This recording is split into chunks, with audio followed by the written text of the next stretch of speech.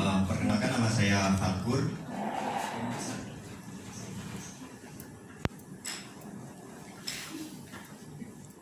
Oke, tante. Sebentar lagi.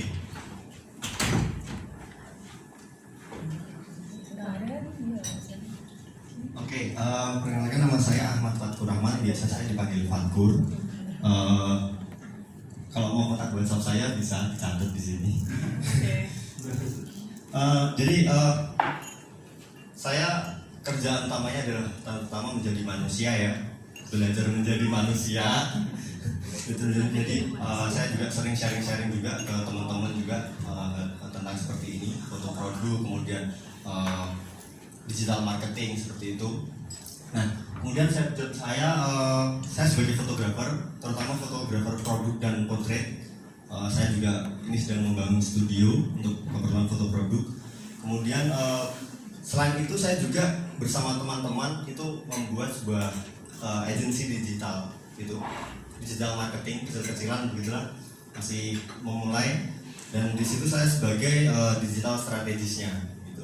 Kemudian selain itu juga saya pergi ke sawah karena pandemi seperti ini, cari makan susah ya, akhirnya pergi ke sawah ya, tanam kacang, tanam padi, tela seperti itu. Oke, pengenalan singkat mengenai saya seperti ini. Oh ya, kalau mau lihat portofolio saya di Instagram juga bisa, di instagram.com/ahmad.fatkur. Oke, next saja. Ini saya agak demam panggung nih Pak. Jangan grogi. Oke. Nah, ini tadi sudah dibacakan sama Bapak. Oh maaf, tadi Bapak siapa? Eli. Bapak Eli ya. Tadi sudah dibacakan sama Mas Eli gitu, biar lebih muda ya. Mas Eli. Oke, nah saya juga punya brand namanya Produk Kamu. Ini khusus untuk foto produk. Ini beberapa kerjaan saya yang selama ini saya kerjakan. Ya, coklat monggo di Jogja, untuk keperluan digital, terutama katalog, foto produk katalog seperti itu. Nah ini adalah untuk keperluan packaging, jadi pembuatan packaging baru di foto produknya, kemudian layouting seperti itu. Nah saya yang mengerjakan foto produknya. Nah ini untuk UMKM juga, ini UMKM di Salatiga, Bakti Food punya produk numbuk namanya. Nah saya juga memotretkan produknya untuk keperluan packaging. Ini kurang kelihatan ya. Ini saja. Ini sapu upcycle UMKM juga. Jadi kerjaan saya selama ini banyak sekali bergelut sama teman-teman UMKM, gitu. Upcycle, sapu upcycle, masih sapu upcycle lagi.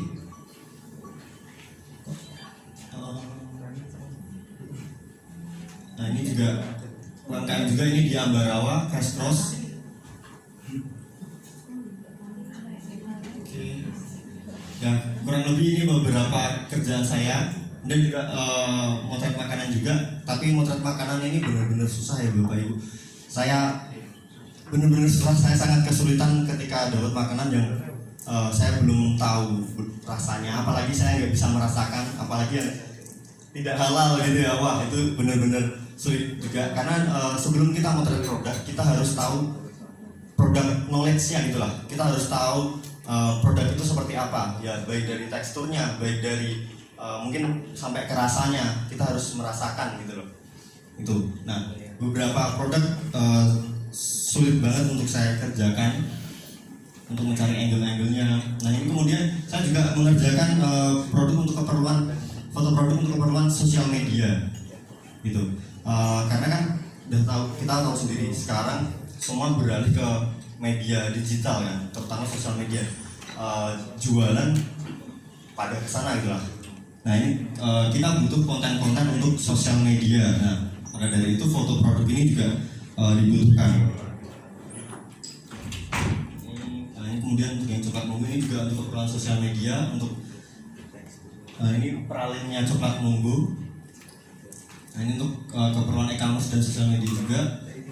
Nah ini untuk keperluan website ya. Oke. Ini personal project aja. beberapa eksperimen saya. Habis. Mandi cantik Pak. Dimandiin modelnya Pak. Iya. Wah. Ya. Seperti yang dibilang Bapak Eli tadi. Mas Eli, maaf Pak. Oh maaf Mas Eli. Ya. Motret produk itu memang benar-benar sulit, apalagi motret makanan. Saya juga baru-baru ini dapat produk-produk makanan, karena selama ini saya mengerjakan produk-produk yang bisa dibilang mati gitu loh, kayak produk tas, ya produk-produk kerajinan gitu lah, kemudian produk fashion, pakaian-pakaian. Saya biasanya mengerjakan yang seperti itu, dan untuk keperluan kebanyakan selama ini adalah untuk keperluan e-commerce. Jadi katalog-katalog background putih seperti itu.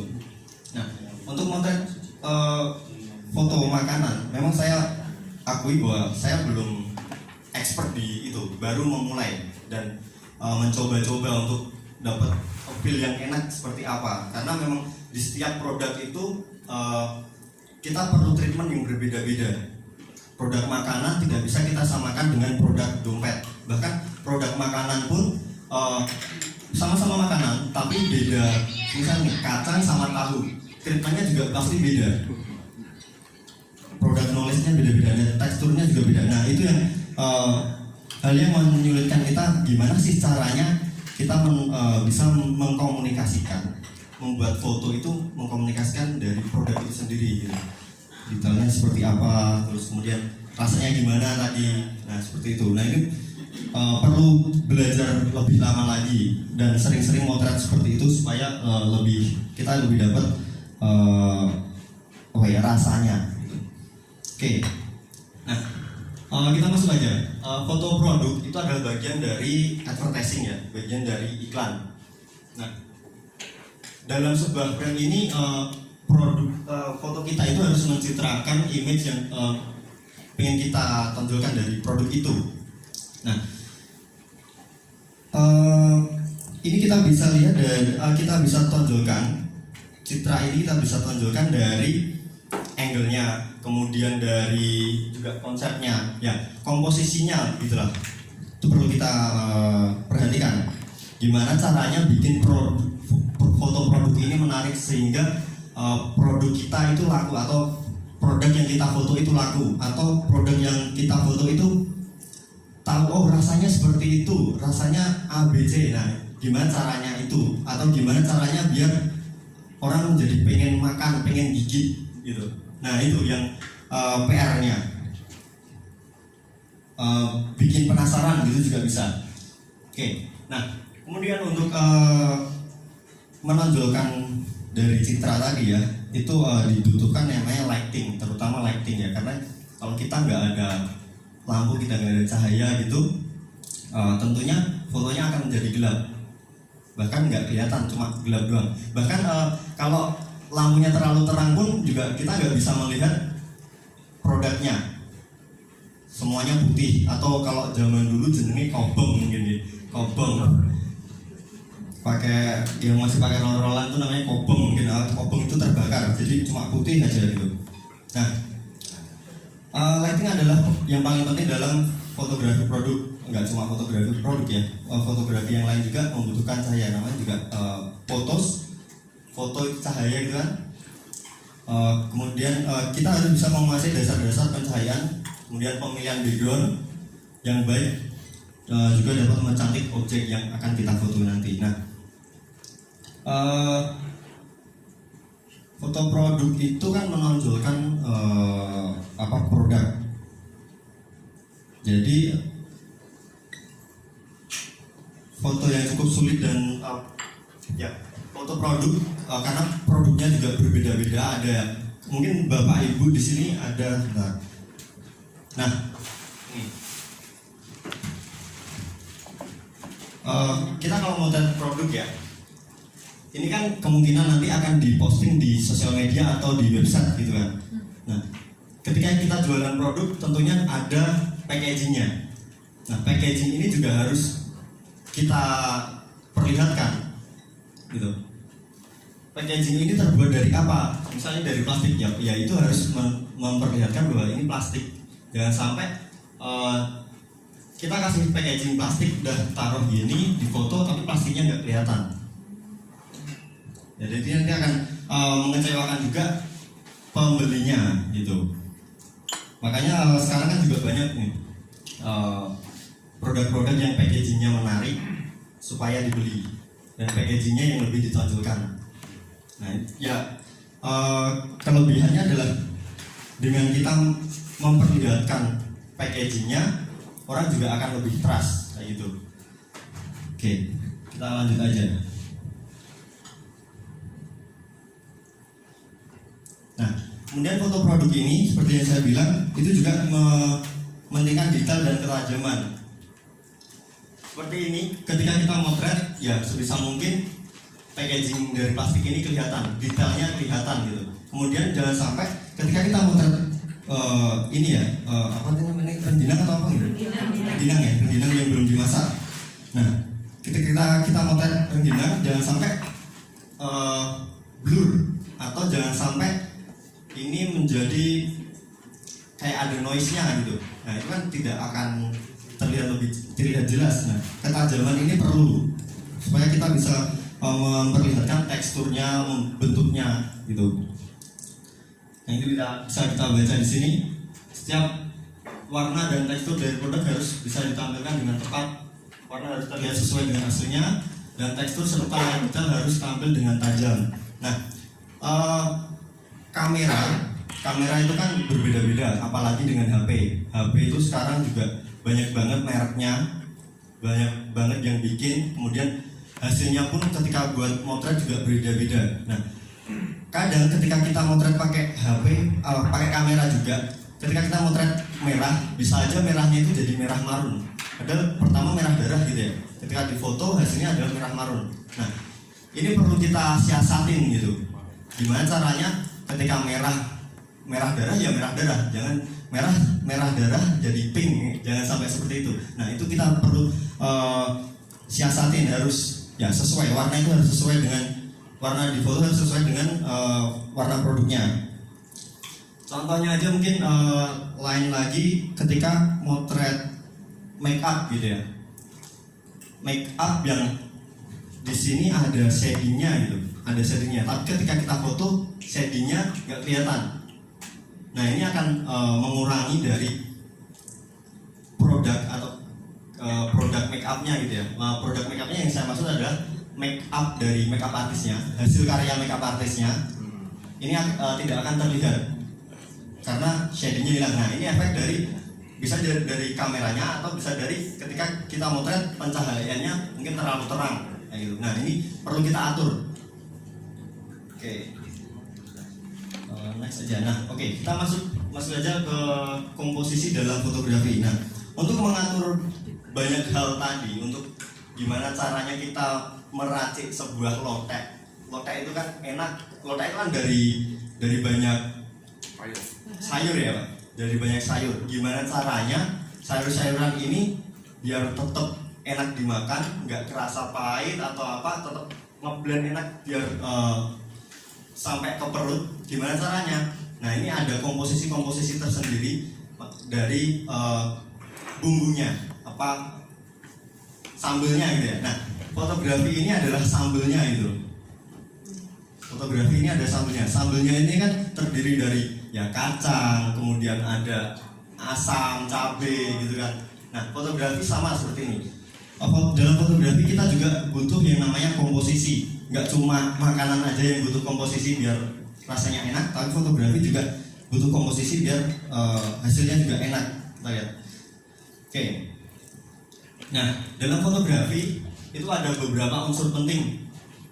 Nah, karena kita melihat dari segi visual ya, kita bisa lihat di sini banyak sekali elemen-elemen yang kita bisa lihat. Kemudian ada garis, satu garis, kemudian bentuk, kemudian tekstur, kemudian warna, kemudian pola, kemudian gelap terang. Nah, ini adalah unsur-unsur penting dalam fotografi yang kita bisa manfaatkan atau maksimalkan nanti ketika kita motret.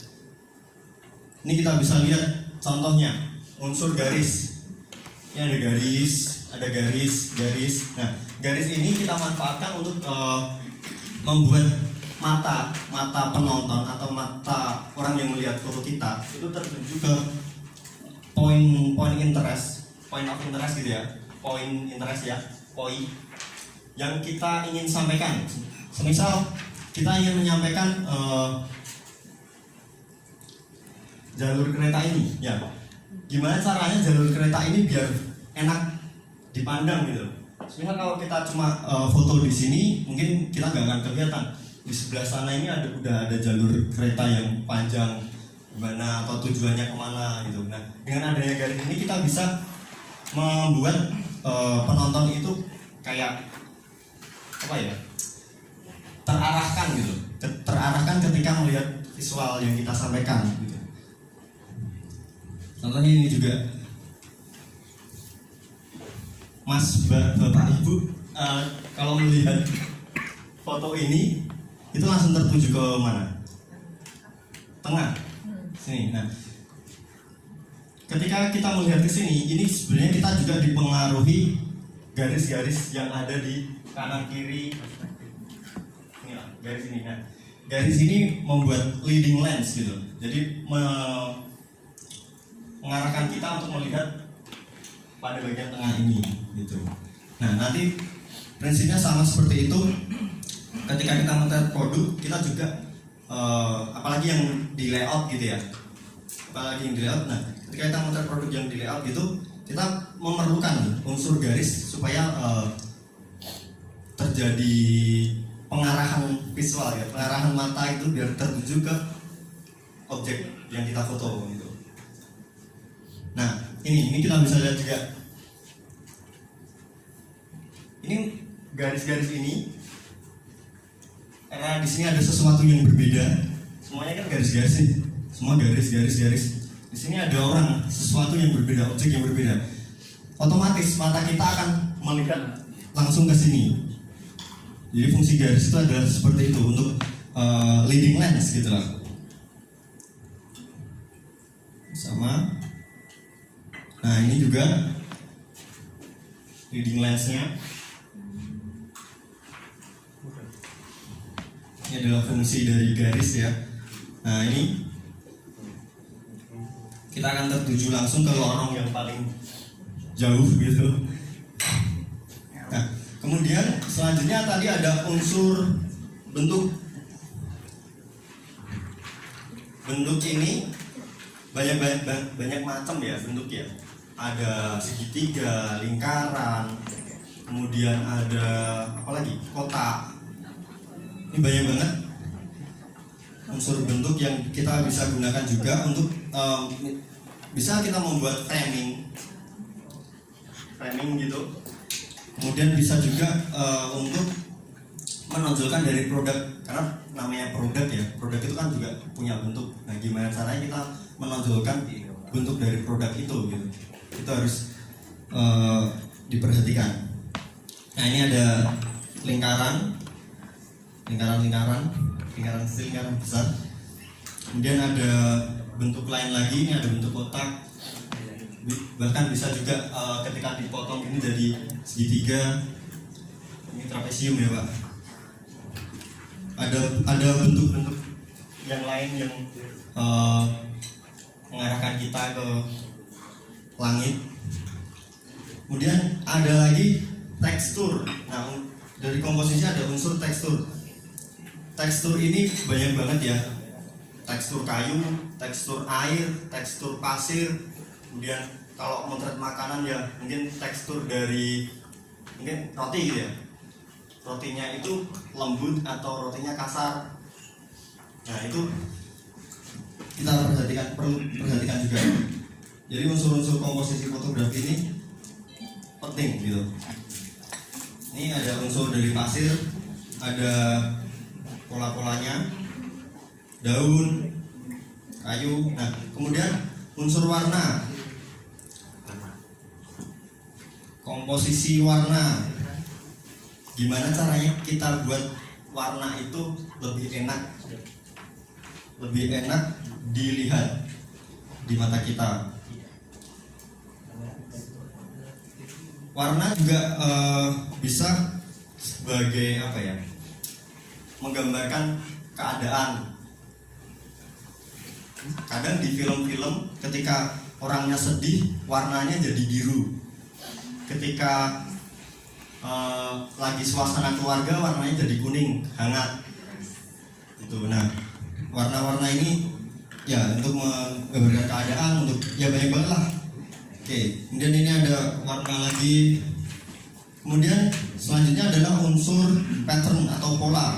Jadi pola ini ada pengulangan bentuk gitu. Pengulangan bentuk, mungkin nanti dari rengginang ini siapa tahu ada polanya, lingkaran-lingkaran kita susun berjajar seperti ini, miring. Jadi kita bisa melihat, oh rengginang ini bentuknya lingkaran ya gitu.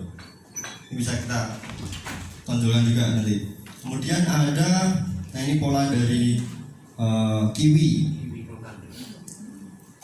Nah, kemudian ada lagi ini pola dari pilar-pilarnya, bentuknya ada pengulangan lorongnya, orang cinta. Nah, kemudian selanjutnya ada unsur gelap terang. Gelap terang ini bisa juga sebagai leading lens dalam fotografi ya, bisa mengarahkan mata kita untuk melihat visual yang kita ingin sampaikan gitu. Misal ini di sana terang, di sini gelap, ada pembedanya gitu. Dan ini lampu sentir itu apa ya?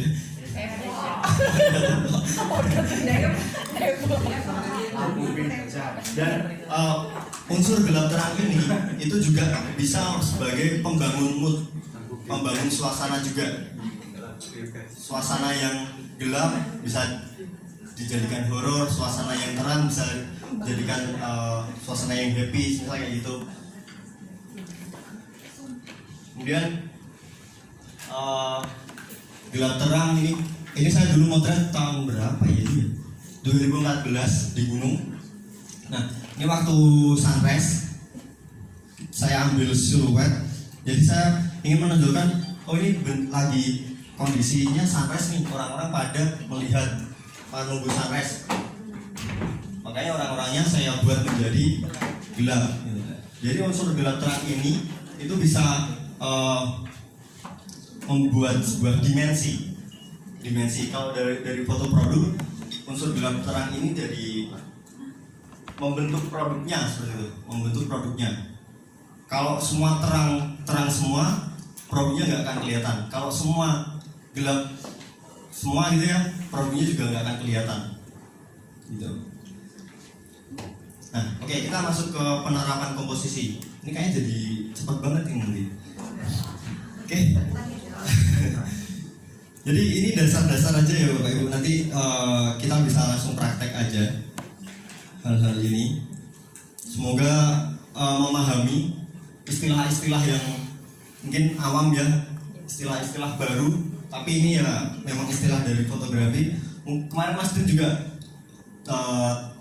bilang ada istilah videografi yang juga baru pertama kali ditahu gitu ya, pertama kali diketahui ya. Ya, istilah-istilah ini sebenarnya ada bahasa Indonesianya nggak sih Mas? Karena beberapa istilah itu di bahasa Inggris dan saya juga tidak menemukan yang ke bahasa Indonesianya gitu. Ya, Jobone nonton ya Ibu. Oke, nah penerapan komposisi ini ada 6. Yang saya tulis di sini ada 6. Kayaknya masih ada lagi ya. Kemudian ada orientasi, kemudian 2 ada ROT atau rule of third, kemudian ada deep of field ini ruang ketajaman, nanti kita bisa lihat. Kemudian ada foreground dan background, kemudian ada angle atau sudut pandang, kemudian ada subsize. Nah, orientasi ini ada orientasi landscape. Ini landscape. Jadi orientasi itu ada 2 ya, landscape sama portrait. Ini landscape, ini portrait. Ini. Yang ini portrait, ini landscape. Nah, ketika kita upload ke sosial media gitu ya, contohnya ada Instagram.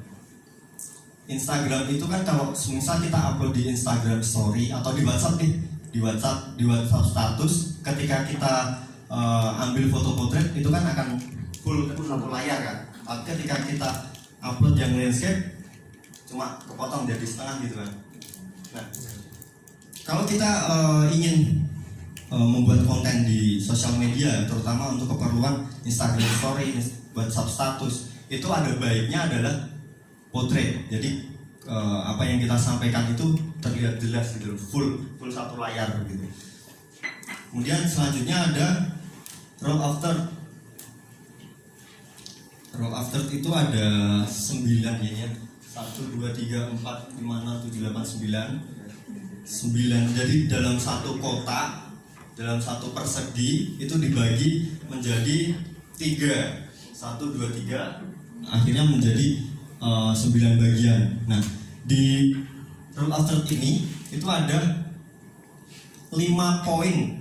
Yang satunya di mana? Ini ada 1, 2, 3, 4. Yang satunya di mana? Tengah. Nah, dengan kita menempatkan objek di titik-titik ini, orang otomatis akan bisa fokus ke apa yang kita sampaikan. Efek dari penglihatan mungkin ya. Kemudian yang di tengah ini adalah namanya dead point. Biasanya ketika kita motret, kalau di tengah udah otomatis orang akan menuju poin ke tengah. Orang akan melihat ke tengah. Tapi ketika banyak elemen gitu ya, banyak elemen yang ingin disampaikan dalam sebuah frame, kita bisa nih menggunakan poin-poin yang lain ini. Contohnya adalah ini.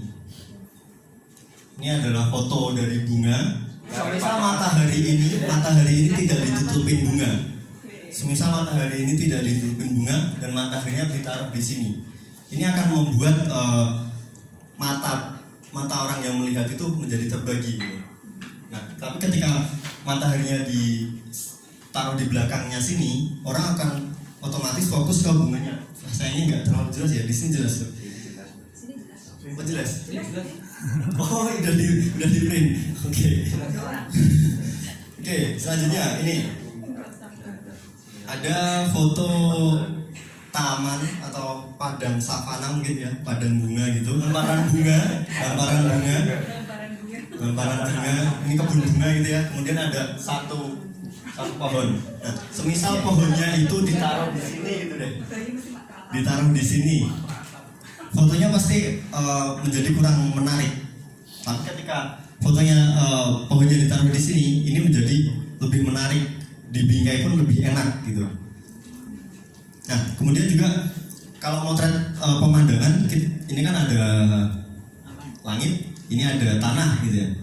Nah, kita ingin menonjolkan yang mana yang lebih besar porsinya. Ini fotografernya yang menyampaikan, saya bukan fotografernya ya, tapi saya mereka-reka. Fotografernya ingin menyampaikan bahwa ini lagi ada di taman bunga atau ladang bunga gitu, ladang bunga yang langitnya juga lagi asik nih, lagi bagus, cloudy gitu, membuat hati tentrem.